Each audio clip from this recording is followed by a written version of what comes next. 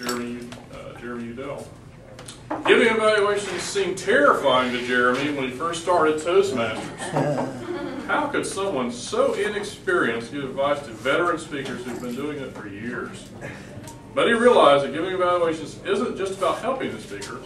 Watching another speaker so closely and evaluating their style can be a learning experience for the evaluator as well as the speaker. Please welcome Jeremy Udell.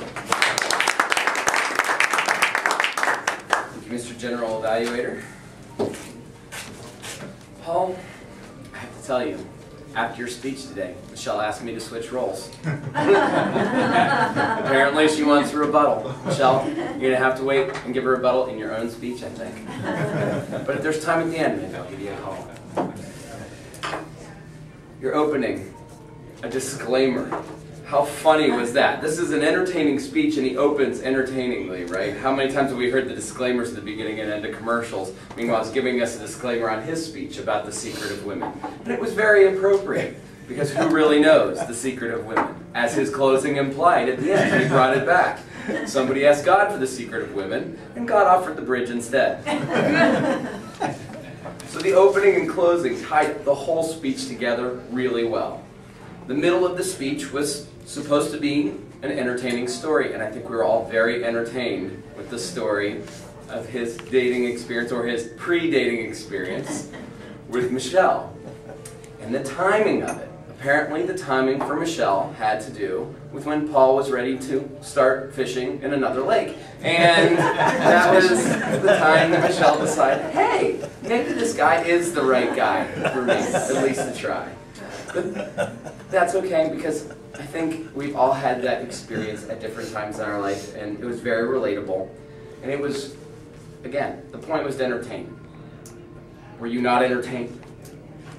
His body movement wasn't prodigious, but when he used it, it was very much to the point.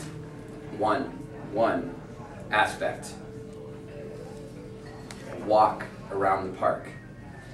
He used it to illustrate a little bit, and when he used it, it very much hit the point. The vocal variety was fantastic. He brought us and he told us that one aspect was going to be timing, right? He made us wait for it, and then he told us it in a very sort of mannered way, and it really made a point on us. Also, when he was using his vocal variety to tell us about the women's reactions. Oh, how thoughtful of you! Wait, they know our secret? Fantastic. The eyes were great as always. No notes were used at all. He was up here by himself, didn't bring anything with him. If I could pick maybe one thing to improve, and again, as my introduction explained, it's tough to give such a great speaker improvement ideas. But I did see him, as Michelle pointed out to me in my last speech, he's kind of holding his hands up here a little bit. And usually, maybe if you'd just let your hands hang here, you might have had more body movement too to illustrate your points. And I know that's kind of hard. Do I put them on the lectern? Do I hold them at my sides like this? And there were times when you were holding them like this, and that's when you seemed to be most free, is when you just kind of held them down here and held them in front of you. But there were times you were kind of a little uncomfortable with them. Other than that, it was a beautiful speech. You met all your objectives. Great job.